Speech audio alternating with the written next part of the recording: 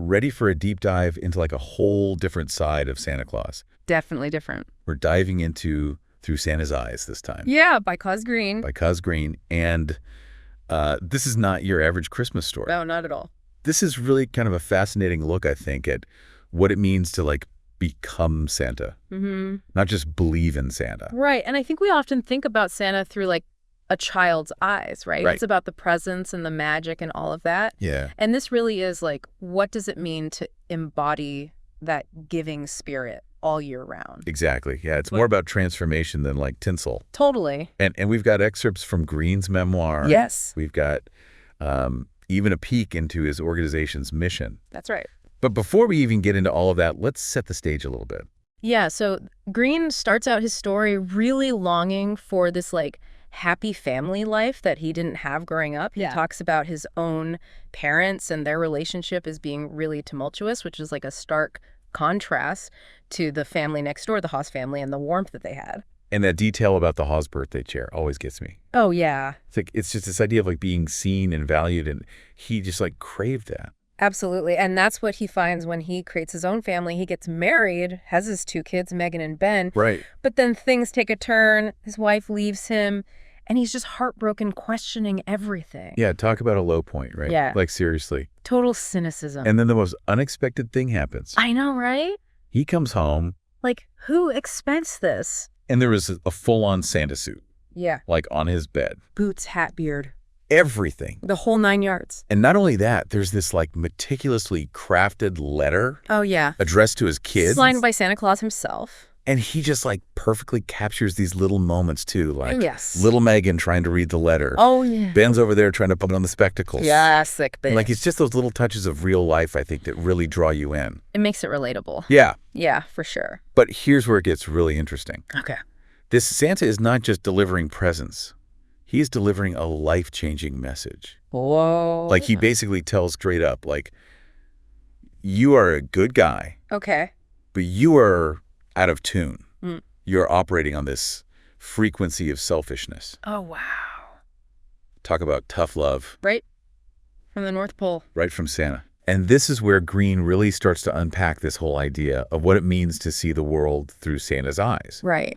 It's about shifting from like a me perspective to a we perspective. Totally. It's about moving from a frequency of getting to a frequency of giving. Yes. And that's something that everyone can apply to their life, not even just during the holiday season. Right. Exactly. And if the Santa suit and the letter weren't enough, there's more. He finds this mysterious tuning fork. Ooh. With this number engraved on it, 528. Okay. And a phone that only calls one person Santa Claus. What? What? I mean, come on. So we're talking about some serious symbolism here. Right? Oh, yeah, for sure. And this is where it gets good. We'll unpack all of that after the break. So we left off with, like, he's got this Santa suit, right? He's got this mysterious tuning fork.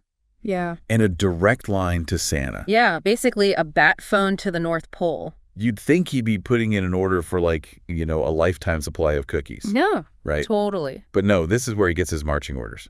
Yeah, and it's not about filling stockings. It's about filling hearts. Right. This is where that whole elfish concept comes in. Yeah. Santa gives him this phrase. Okay. Be less selfish, be more elfish. Okay, I love that. Right. Like, it's catchy. It's so good. But it really does make you stop and think, like, how often are we just totally caught up in, like, our own wants and needs? Oh, constantly. And we forget to tune into that giving frequency. It's so easy to do, especially, like, nowadays, right? Yeah. But Green's whole thing is that, like, real happiness comes when you align your actions with that giving frequency. Now, you focus on what you contribute, not just what you're getting. And how does he suggest people actually do that? Well, Santa gives a specific challenge. Oh? Instead of asking kids what they want for Christmas, he's supposed to ask them what they're going to give. Wow. Can you imagine? Talk about flipping the script. Right. Like, completely changes how you think about the holidays. And it's not even just about the holidays. Right. It's like a total perspective shift. Yeah. Like, in life, how can you be more elfish?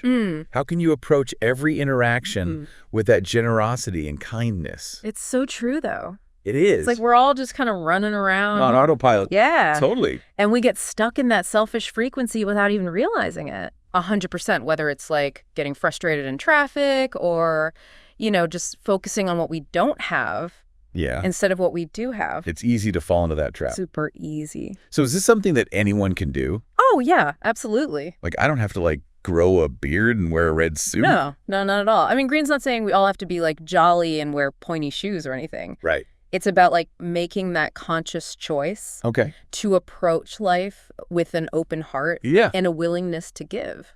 So how does go from, like, cynical dad to Santa Claus spreading this message of elfishness? Right. Well, that's what we'll get into next. So it got this whole, like, mission to be more elfish, right? Yeah, like a direct order from Santa himself. But how does he actually pull it off? It's actually kind of amazing how it happens. It's not like this big grand gesture or anything. It's really these, like, small everyday moments. And Green does a really good job of, like, showing that, not just telling you about it. Oh, okay, I get you. So, like, give me an example. What does that actually look like? Well, there's this really great scene with his daughter, Megan. Yeah. She asks him how many continents there are, and he tells her 7. Okay. And her response is just so cute. What does she say? She's like, oh, so you're the Santa for North America. Oh, my gosh, stop. Like, how sweet is that? That's adorable. And it just, like, highlights that innocence, Right. That, like, openness to possibilities that totally lost touch with. Oh. And so seeing the world through his kid's eyes, he kind of starts to reconnect with that part of himself. I love that. So it really is more than just, like, throwing on a Santa suit or something. Yeah, exactly. It's like a total shift in perspective. So how do we do that? I mean, how do we actually see the world through that lens? Green talks about looking beyond the surface, Okay. Like recognizing that spark of good in everyone. Yeah. Seeing their potential instead of judging them. We could all use a little more of that, right? Right. And that's something we can all do. Yeah. Whether you believe in Santa Claus or not. Totally. It's like that saying, everyone you meet is fighting a battle you know nothing about. Be kind always. Exactly. And that's like the essence of what Santa Claus does. So he's just out there living his best elfish life. Totally. He embraces it not just at Christmas, but like all year round. I love that. And he doesn't just keep it to himself either, right? No, he walks the walk. So it's not just about, like, feeling good. It's about doing good, too. Right. Like putting your money where your mouth is. Exactly. That's really inspiring. It really makes you think about, like, what more we could be doing. Right. Even in small ways. So as we wrap up here, any final thoughts on Through Santa's Eyes? I think for me, the biggest takeaway is that real happiness comes from giving. Yeah. From, like, connecting with something bigger than ourselves. I like that. And we don't need a special occasion or a certain time of year to do that. It's like that elfish frequency is available to us all the time. Exact. Well said. Well said. And for me, I think the big takeaway is that even when things feel like kind of chaotic and cynical, there's always room for a little magic. Always. A little hope. Yeah. And sometimes all it takes is just, like, changing your perspective a little bit, right? Totally. Seeing the world through those Santa-colored glasses. I love that. And unlocking that magic in ourselves so we can share it with others. Beautifully said.